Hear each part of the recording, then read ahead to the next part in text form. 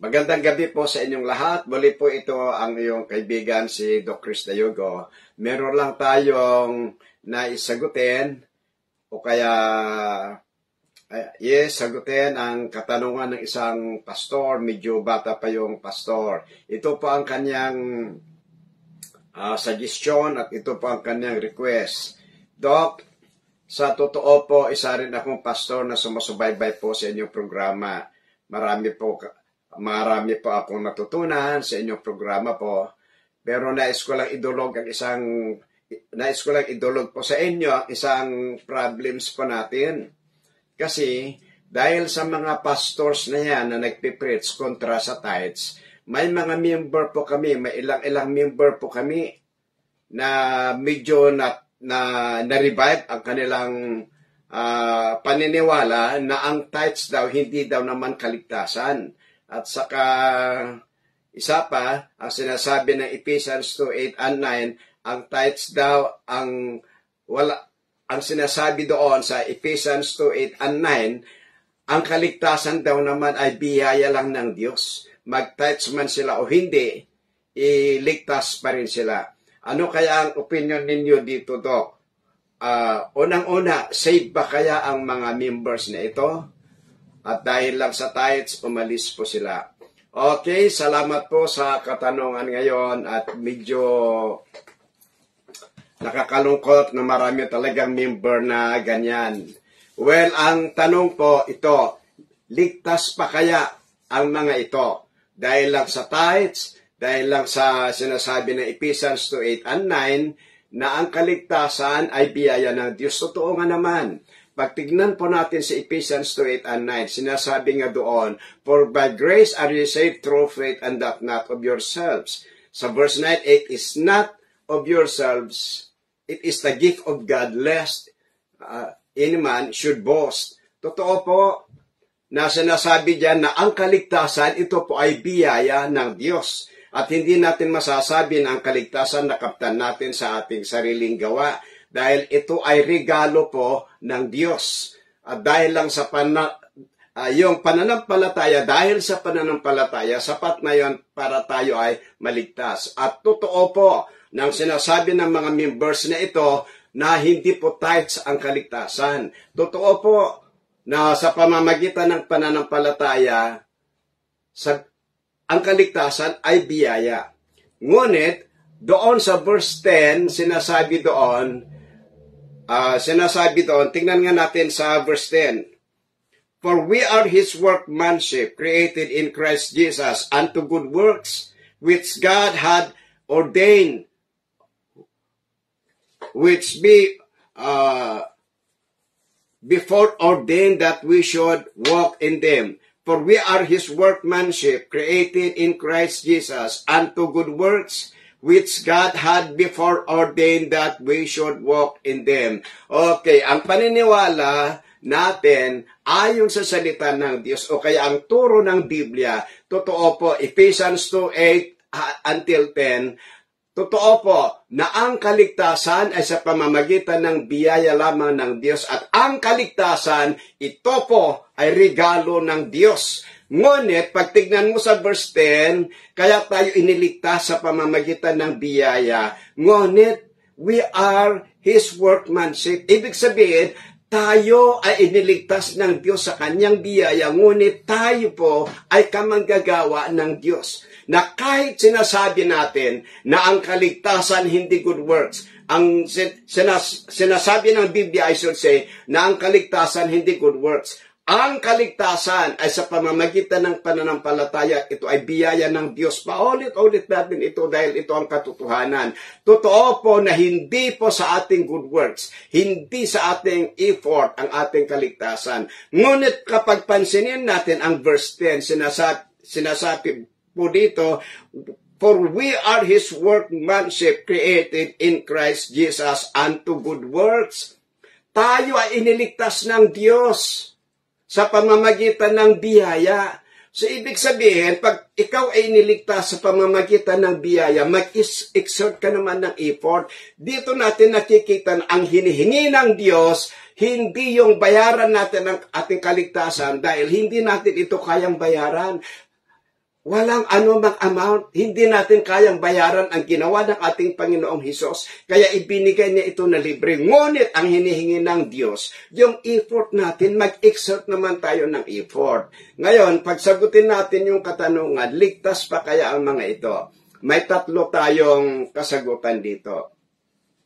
Unang-una, ang totoong ligtas, walang dahilan na hindi niya susundin ang salita ng Diyos. Basta ito ay salita ng Diyos. Pangalawa, na kasagutan doon, maaring ito ay ligtas, pero hindi nila nauunawaan masyado at hindi nila nararamdaman na experience ang biyaya ng Diyos. At pangatlo, na sagot natin dito, ito yung mga Kristiyano, maaring save sila, kaya lang, inaabuso nila ang biyaya ng Diyos. Halimbawa, ikaw ay tinakbo sa hospital, at ang sakit mo ay delikado, sabihin na lang natin sakit sa puso, inopiraan ka. At ngayon, nung inopiraan ka, gumastos ka ng 1,000,000. Ngayon, wala kayong pambayad dito. May isang tao na nagsakripisyo na nagpahiram sa inyo. Pagkatapos yan, alam mo na ikaw ay nabuhay dahil may pinahiram sa inyo. At pagkatapos ito, sasabihin sa iyo, okay, wag na ninyong bayaran yung pinahiram ko sa inyo. Regalo ko na yan, tulong ko sa inyo. Anong reaksyon mo? Anong gagawin mo? Hindi ba araw-araw kang magpasalamat sa taong ito? Every time na makita mo siya, nahihiya ka, sobrang nagpapakumbaba ka, sobrang nagpapasalamat ka, at dahil doon, hindi ka nagsasawa na magpasalamat sa Kanya. Ganon din sa Diyos. Hindi po natin utang ang ating kaligtasan dahil ito ay regalo. Ngunit, dahil ito ay regalo ng Diyos, magbigay naman tayo ng exert effort naman. Kasi yun ang nandito sa salita ng Diyos eh. Kaya ka iniligtas para ikaw ay kamanggagawa ng Diyos. Dahil lang sa tithes, aalis ka na. Totoo nga naman eh. Kahit wala kang mabasa doon sa 2 Corinthians chapter 9 verse 7, kahit wala kang mabasa doon na tithes ang sinasabi doon. Pero alam natin na ang tithes, na sa Biblia, dapat nga ang tithes hindi pinagdidibatihan ito. Nasa puso yan. Kung talagang mahal mo ang Diyos at may gracious heart ka, hindi na kailangan makipagdebate ka. Kaya sa akin, mas gusto ko yung wag ka na lang magbigay kung masama ang loob mo. Pero isang hindi magandang bagay na dahil lang sa tithes, aalis ka sa church. Bakit? Hindi mo ba mahal ang Diyos na nagligtas sa iyo?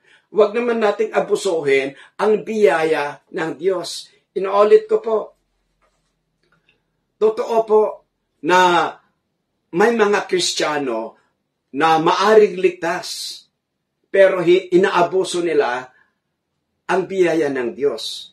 In logical point of view, ang isang Kristiyano na naranasan na niya, naunawaan niya kung ano ang biyaya ng Diyos. Naramdaman mo ang pag-ibig ng Diyos sa iyo. Naunawaan mo kung anong biyaya ng Diyos sa iyo. Naramdaman mo ang presensya ng Diyos sa iyo. Ang ibig sabihin, kung naramdaman mo, hindi sapat yung tithes na aalis ka. Ano man ang pagsubok na darating sa buhay mo, ano man ang mangyari sa buhay mo, kahit anong problema ang dumarating sa buhay mo, hindi mo ipagpapalit ang pagmamahal mo sa Diyos. Uunahin mo ang Diyos dahil naramdaman mo ang Kanyang pag-ibig at mahal na mahal mo ang Diyos. Kung totoong mahal mo ang Diyos, hindi mo siya iiwan, tithes lamang aalis ka. Ngayon, kung sa akala natin ang Biblia ay sinungaling, huwag na natin paniwalaan to. Pero kung ikaw ay naniniwala sa salita ng Diyos, anong sinasabi sa 2 Corinthians 9:7? God is going to bless the cheerful giver. Kaya dapat nga, pag itinuro sa atin ang tithes, dapat masaya tayong magbigay dito. Halimbawa, na ituro sa inyo ang giving o kaya tungkol sa tithes. Sabi ko kanina, hindi natin ito dapat pagdidibatihan pa na sa puso na yan. Dahil naramdaman mo ang pag-ibig ng Diyos. Dahil mahal mo ang Diyos at utos naman ng Diyos ang pagbibigay. Lord, ibigay ko ang tithes ko dahil mahal kita. Imposible na hindi mo kayang gawin yan. Kaya siguro, pastor, ang masasabi ko lang, hindi natin alam, maaring hindi sila ligtas. Maaring ligtas, kaya lang, hindi nila naramdaman ang biyaya ng Diyos. Kasi minsan, pag pinag-aaralan natin ang anthropology, meron pong 3 klase ng tao. Meron yung sinasabi nating natural man, ito yung hindi ligtas. Pangalawa, meron tayong sinasabing carnal man. Ito yung inaabuso nila ang biyaya ng Diyos. At meron naman tayong sinasabing spiritual man. Ayon naman kay Kristo, minsan, meron din siyang description, may mga Kristiyano na foolish, bubo. May mga Kristiyano na matalino. Ang matatalino, gustong-gusto nila ang nare-rebuke. Yan ang matalino. May mga Kristiyanong matalino. Kapag rinebuke mo at tinuruan mo, magpasalamat siya. Pero yung hindi matalino, pag rinebuke mo at tinuruan mo, madi-discourage yan. Kaya kapag tinuruan mo ng giving, sasabihin, salamat po na meron palang paraan i-bless ako ng Panginoon. Kasi minsan maraming Kristiyano na minsan inaabuso natin ang pag-ibig ng Diyos. Alam niyo ba na ang isa sa mabuti sa Panginoon, yung the greatness of God, iniligtas ka ng libre. Pag ikaw ay gagawa ng kabutihan, bibigyan ka ng gantimpala. At alalahanin natin na ang biyaya ng Diyos hindi lang doon sa kaligtasan. Araw-araw nararamdaman natin ang biyaya ng Diyos. Wala ka sa position mo ngayon, wala ka sa magandang kalagayan mo ngayon, kung hindi dahil sa tuloy-tuloy na biyaya ng Diyos sa iyo. Kaya dapat tayong mga Kristiyano, tuloy-tuloy lang ang paglilingkod natin sa Diyos. Hindi tayo huminto na nagbibigay ng pasasalamat sa Diyos. Ginagawa natin ang lahat na makakaya natin. Bagamat hindi natin kayang bayaran, ang gusto lang ng Diyos, gawin natin yung ating kakayahan. Kaya inuulit ko, kung naramdaman mo at naunawaan mo ang biyaya ng Diyos, hindi sapat yung tithes na aalis ka. Dahil ang sabi ng Biblia, ibigay mo ang tithes mo, God is going to open the windows of heaven. He will bless you.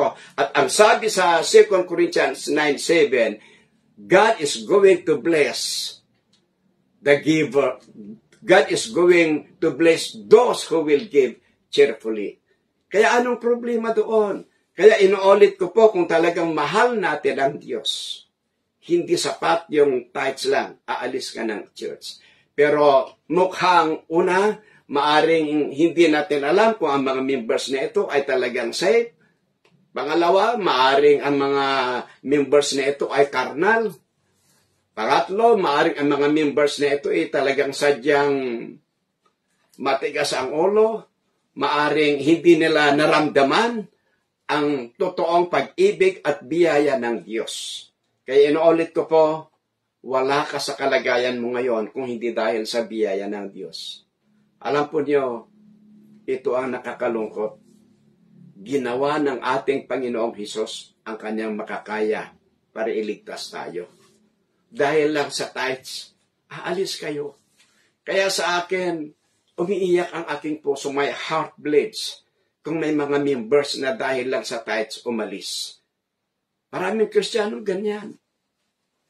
Alam po niyo, matuto ka lamang na mahalin mo ang Diyos. Kailangan ipanalangin mo sa Diyos na iparamdam niya sa iyo ang kanyang pag-ibig. Pag naramdaman mo na ang pag-ibig at biyaya ng Diyos, doon mo mararamdaman na kahit ginawa mo ang lahat, sa iyo parang kulang pa rin. Hindi ka hihinto na gagawa ng mga magandang bagay, parang magpatuloy ka na maglingkod sa Diyos. Nakakalungkot. Konting problema lang, dahil lang sa giving, aalis ka. Hindi mo ba mahal ang Diyos? Kasi kung totoong mahal mo ang Diyos, hindi sapat yung dahil sa tithes, aalis po kayo. Huwag kayong maniwala kasi sa kung sino-sino mga pastor na yan. Ang importante, walang masama sa giving. Ang giving ay isang paraan yan para i-bless tayo ng Panginoon. At inuulit ko, ang biyaya ng Diyos, hindi lang doon sa hindi lang doon sa kaligtasan mo, kundi tuloy-tuloy yan, araw-araw yan. Hindi ka malusog ngayon kung hindi dahil sa biyaya ng Diyos. Ang daming mga tao dyan nasa ospital, ang daming mga tao dyan aksidente, namamatay, ang daming mga tao dyan kung anong nangyayari sa kanila. Pero ikaw, malusog ka hanggang ngayon. Maraming tao dyan na walang trabaho, halos hindi makakain, pero ikaw may trabaho ka, nakakakain ka ng maayos, malusog ka, masaya ka. Bakit? Biyaya ng Diyos. Gusto naman ng Diyos, dapat na mag-exert tayo ng effort. Inuulit ko, pag naramdaman mo ang pag-ibig ng Diyos, presensya ng Diyos sa buhay mo, at ang biyaya ng Diyos, walang dahilan na aalis ka sa pananampalataya. Pasensya po kayo, medyo nakakalungkot kasi na may mga tao na mga bagay lang aalis na sila sa church. Pero sana po, lahat ng mga members na nakikinig, na nakaramdam ng pag-ibig ng Diyos, siyempre sa atin, palagi natin nare-realize na sa tingin natin parang kulang pa ang ating nagagawa. Kaya ginagawa natin ang lahat na makapaglingkod sa Diyos. Siyempre alam natin na dahil sa biyaya ng Diyos, nagkaroon tayo ng magandang buhay at hindi tayo hihinto sa paglilingkod sa Diyos. Sana po, ang hindi pa nakaranas ng pag-ibig ng Diyos para maranasan mo, mahalin mo ng Diyos ng todo-todo. Unahin mo ang Diyos, maramdaman niyo po ang kanyang pag-ibig, doon kayo magiging masaya. Kaya inuulit ko po, masarap ang maglingkod, masarap ang magsakripisyo, masarap ang magbigay na may pagmamahal sa Diyos. Salamat po. God bless.